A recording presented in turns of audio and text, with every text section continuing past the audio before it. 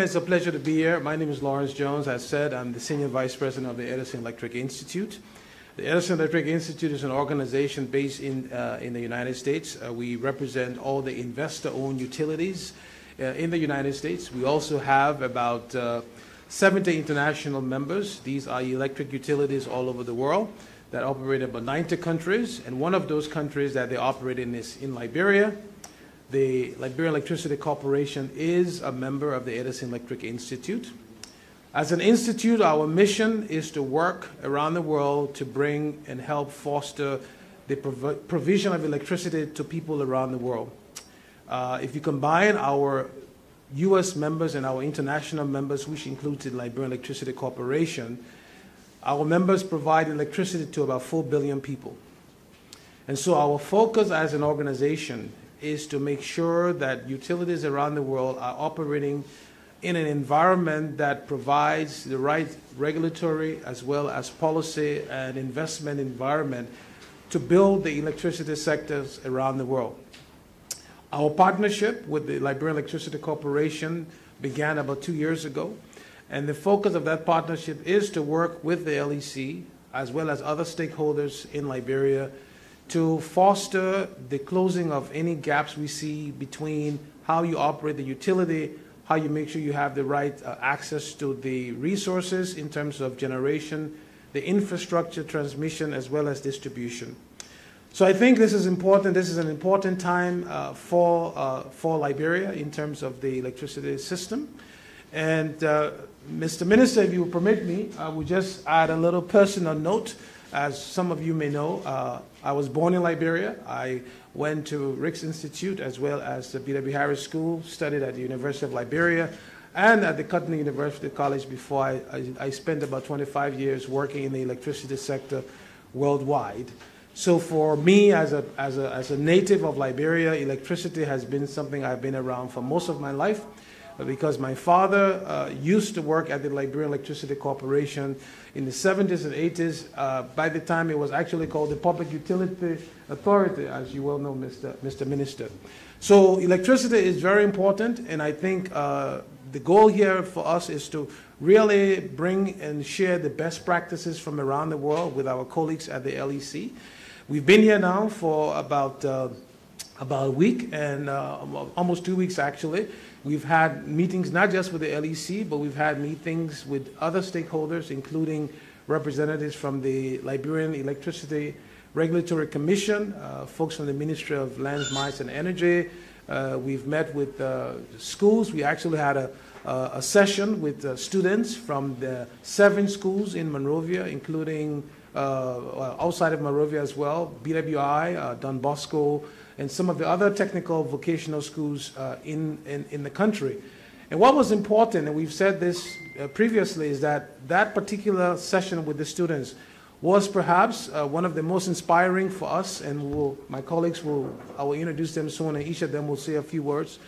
But the meeting with the students was very important because what we believe as an industry worldwide is that human energy is the foundation for building an electricity sector. And what we learned talking to those young students, their bright minds, very curious. There was a young lady from Don Bosco that I spoke to who had so much passion for electricity. So with the human energy, the potential that is there, we believe that the foundation for building a strong electricity sector in Liberia is there. Prior to coming, one of the discussions we have looked at is to look at the progress, Mr. Minister, that Liberia has made. As you all know, the LEC today is run by almost only Liberians.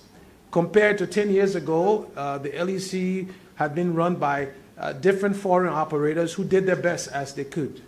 But today, based on what we have seen and based on the observation, Liberians should be proud of the progress that has been made. Today, there is something called non-technical losses, which for all intents and purposes means how do you reduce power theft in the country?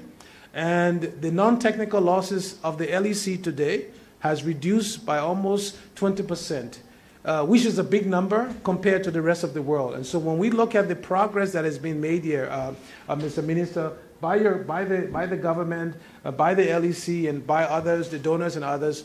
There's much to be proud of, but there's still much to do.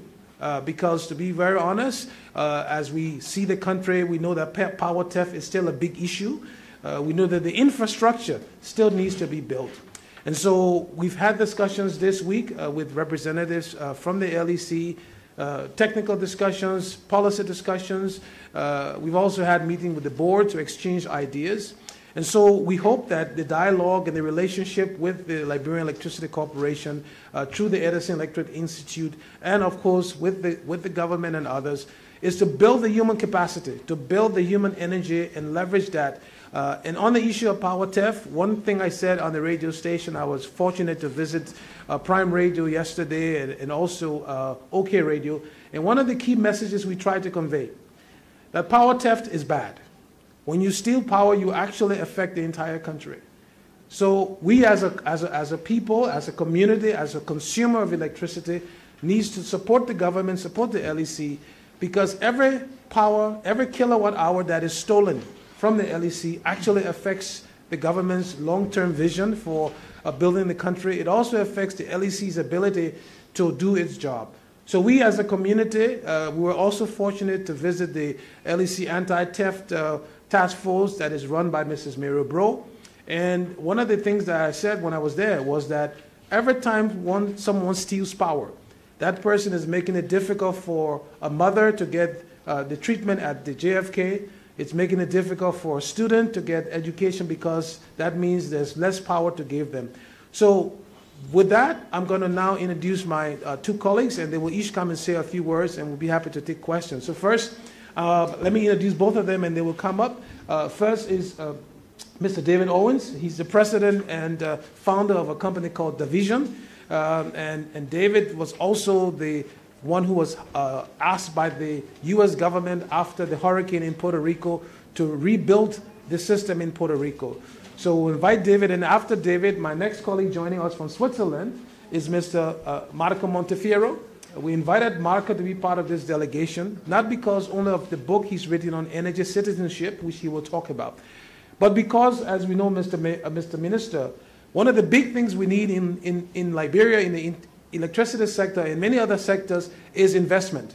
Mr. Montefiore is an investor who works with companies around the world. And so after David gives his brief remarks and his experience in Puerto Rico, we'll invite Marco to say a few words, and then we'll be happy to take questions from the media. So David, over to you. Lawrence mentioned right after the major hurricanes in Puerto Rico had this massive hurricane called Hurricane Maria in 2017. And following that hurricane, I was asked to come to Puerto Rico to help to restore electricity and to help the implementation of a vision that they had about making the electric system in Puerto Rico more reliable and more resilient. When I arrived in Puerto Rico, it was incredible. 95% of the roads were impassable. Over 4,000 people lost their lives. The total island was black. Wastewater treatment, non-existent. Clean drinking water, non-existent. So what I learned from that experience, 4 years of going back and forth to Puerto Rico, was the importance of building blocks if you're seeking to try to enhance your electric system. Many years ago, I was looking at Liberia over 25 years ago and said, you know, if we could electrify Liberia, it would uplift the spirit and would uplift the economy of Liberia. But when I went to Puerto Rico and I relate to my experiences there and try to inform you of some of the elements that are important if we're trying to improve the electricity system in Liberia, here's some of the things that I found out. First, you need a plan. You need a vision. You need to know where you want to go. Obviously, that's an important role of your legislature. Where do I want to go? How do I What's my vision about the electricity system in Puerto Rico? How can I make it so all residents of Liberia have electricity? Lawrence mentioned power theft. Let me just push that aside. You need infrastructure. There are several elements of infrastructure. One element is the power supply facilities. You have hydro facilities here. You use some oil, but you need to have power supply. You need to have plants that produce electricity. You can have the plants that produce electricity, but you also need the wires to carry that electricity. That's called an energy delivery system. So the brief time that I've been here in Liberia, I see you do not have a strong energy delivery system. You do not have adequate supplies to provide electricity, but you have a vision. But that vision is not understood by everyone. And is that vision implementable? The vision for the electricity system in Liberia has got to be implementable. It's got to be something that all of you are aware of. It's got to be something that you all feel very passionately about can be achieved. We need to be able to strengthen the grid. We need to be able to build more power facilities. We need to be able to connect communities that are not connected today. That requires investment. Now, we get money from the government, but we need to find a way, and that money is not enough. We need to find a way where we can create an investment opportunity for those who want to come and help Liberia out. And they're going to only help Liberia out if they believe in a plan that you have, if they believe and share your vision. So that's why I'm excited to be here, and I hope that we are asked some questions about how we can go forward. My experience in Puerto Rico, I think, is pretty helpful, because I saw a system that was totally destroyed that is being rebuilt. I saw a system that was totally destroyed where the legislature had a strong vision about where they wanted to take that utility. I saw a system that was totally destroyed that created a partnership with the customers. I saw a system that was totally destroyed where the universities are helping to implement that vision. I saw a system that was totally destroyed where private capital is beginning to come into Puerto Rico. So I hope we have the opportunity to talk about some of that. And thank you again for this chance to speak with you today. The big word today is energy transition, and investments are a key enabler of it. So when you come to a place like Liberia, you see a lot of opportunities, and you also hear that money is an issue. Well, let me tell you that in the investment world, money is typically never an issue. There's money sitting, waiting for opportunities. So opportunities is what money are looking for. Then the question is, how can Liberia become an opportunity for foreign investors? And that's where I think David and Lawrence have sort of given already a hint on the direction we need to go. The starting point is the vision that the country wants to have for the next, not year, 2 years, or decade, but for the next 100 years. And from that vision, you walk backward and you figure how you're going to execute it. There has to be a vision and a commitment and a responsibility to execute it. And by doing that, investors would know where to go, where there is an issue, when there is a glitch, to understand how that is going to be sorted. Because what investors want eventually is a return. They want their money back. They need to know who to talk to, who to call when there is an issue. And there's always issues, not just in Liberia, everywhere. There's issues in startups in Silicon Valley. There's issues in startups in Tel Aviv, in Berlin, in Spain, in India, in Singapore. The investors want to know who is responsible, and they want to be reassured. So investing is also about storytelling. Entrepreneurs need to know what they want to achieve. They need to know that they never need to overpromise. In fact, they should always underpromise and overdeliver.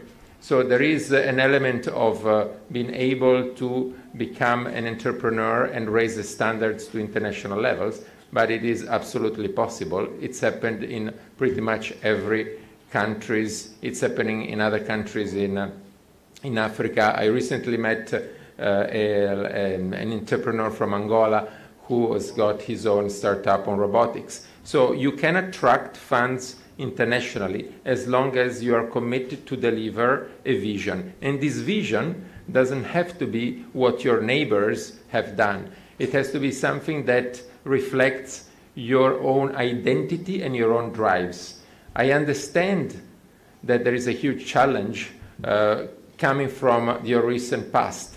Unfortunately, wars are never fully understood, especially by people who haven't suffered them, how they destroy your willingness to do things, how it unsettles the daily life.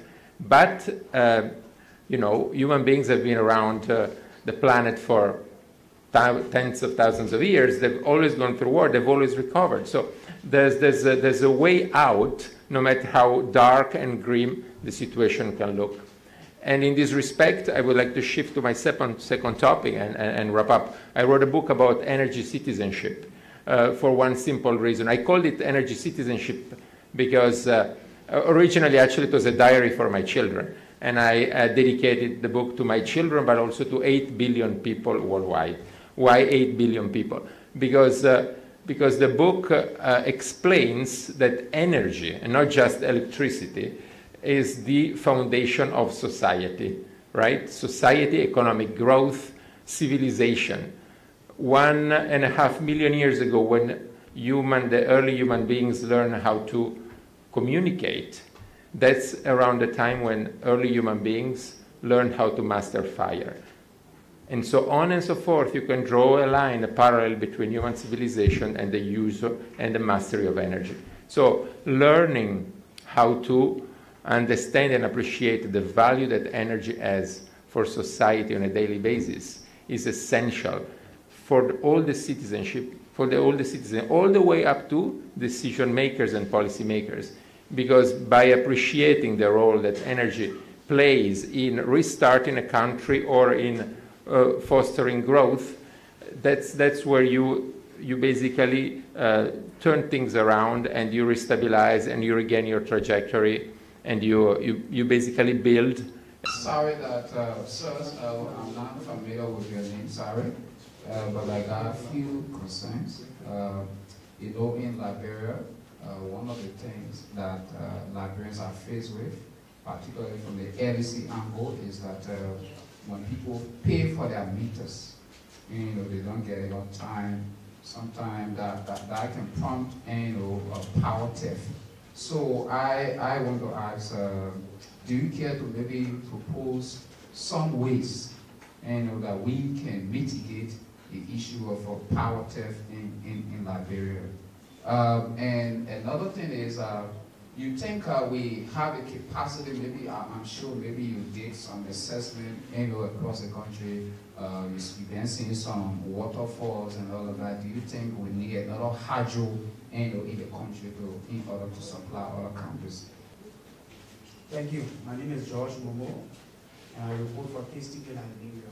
So my question goes to Dr. Jones. Thank you for the partnership to our energy sector. There is this concern about the low water level at Makofe during the dry season. So as an expert, I want to know what's your expert opinion, or how do you think we can handle that? And you spoke of the Makofe plan. I don't know whether you saw the CLSG line that travels from Taboo through the Polo border to Harper, Maryland, and of course River G. At that point, we have nothing like breakup, just in case there is a problem. we'll have our energy people going there to settle things. But instead, there will be corporates to Ivory Coast. So, as an expert, I mean, how do you think we can handle that? Thank you. So my name is James Mpala. So out of the guests who answer the questions or the concerns for me, my concern has been drawn to the speaking point that has to do with power thefts and government officials refusing to know that they're supposed to pay for power, instead only the citizens. What are some of the mechanisms you use in other countries to avoid power thefts and making government officials to know that they themselves will pay for power and not only the citizens? Thank you. That is not a new problem in Liberia. In fact, that is not a new problem in many parts of the world. Because we have climate change, like the minister said, it's happening around the world, the hotter it gets, we'll have more evaporation and less water in the hydro during the year, especially during the dry season, not during the whole year, but during the dry season. Right now, because of the rainy season in Liberia, we have excess hydro, we have more water, but when the dry season comes. So what some countries do is you either have what is called a diverse set of resource. So besides the hydro, what you will also have, you could have a solar, a utility scale solar. And as I have been informed, the LEC is currently finalizing the process to build a 20 megawatt solar plant next to Bancoffee. What that will do is that during the dry season, when you have more heat, where you have more sun, you have more solar power, so that will balance out the fluctuation that's happening at the hydro. But there's another resource that Liberia has, and the resource is what is called demand response or consumer response. Because if you walk around Liberia, you go into different buildings, you will see that people actually waste electricity, right? And sometimes you make the air condition much cooler than it should be. So one way to reduce the load on LEC and to reduce the need for power is to control how much you use, to manage so-called demand response. The other comment I will make regarding, and I will have David talk about the issue regarding how to reduce power theft and some of his experiences from around the world. On the issue of the CLSG line and how to deal with the, how you will send crews to help to maintain it, why not use the resources in Liberia? It comes to deal with building capacity. As you know, the LEC, based on my understanding, is now trying to improve its human capacity. But they don't have enough. So for them to send their engineers all the way to the CLSG line crossing border to make those repairs, right now it's probably much more cost effective to keep using the Ivorian skill set until the LEC can build its capacity. And then the last way to address this issue, which I know the LEC might be thinking about, is to use technology. You don't have to always send humans to the site to restore the site after a problem. You can use technology, you can use sensors and other ways to address that issue. David, why don't you talk a little bit about some of your experiences around the mitigation of power theft? Power theft. So power theft is a big issue. And it was an issue in Puerto Rico and other countries that I've gone to. It's a huge issue. Lawrence said something that really stimulated my thinking with respect to how to deal with power theft. First, in places that I've gone where power theft has been big, there are tremendous fines and penalties, okay, to discourage power theft. But that doesn't always work. So you need sensors, you need monitors, you need to always be able to see the system. Power theft puts lives at risk. When you steal electricity, you're impinging upon the safety of that electric system and the workers who work on that electric system. So substantial outreach and education are critically important. And metering. I said sensors and meters. You have to be able to see what's occurring on your electric system at all times. And you do have to have heavy penalties and heavy fines. There's no simple solution. You have to use all of the above. And I know that I've seen an improvement or decline in power theft in Liberia because there's a team of folks that go and they look throughout the entire system, and they look at areas where there is constant power theft, and they police those areas. And they call people that steal power criminals. So there's a hard way of dealing with it, and there's a soft way of dealing with it. But you need all of the above, in my opinion. And David, if I may just add regarding the soft way, power theft harms the country. Yes. Power theft harms every Liberian. So we who are consumers in a community, when someone is stealing power, it is our responsibility to not just inform our community leaders or the LEC. It is our responsibility to tell those people stealing power that stealing power is wrong, that stealing power is not fair. Now, the question the gentleman also asked was about, he said how to get everyone to pay their fair share. Everybody is a customer of LEC, and that means a customer has to pay the bill. To my understanding, the law doesn't say customer XYZ has a different preference. Right. So all the customers, and I think, Mr. Minister, I heard that the Ministry of Lands and Mines is going to start putting meters on all the government buildings to measure the amount of power that is consumed. And if I'm correct, and you can correct me if I'm wrong, that starting next year, they will have prepaid meters on the ministry so that the ministry will know what they are consuming. That's a big step because, as you all know, it all starts from the top. So if the ministry is paying their electricity bill, more people will pay their electricity bill. Take more questions?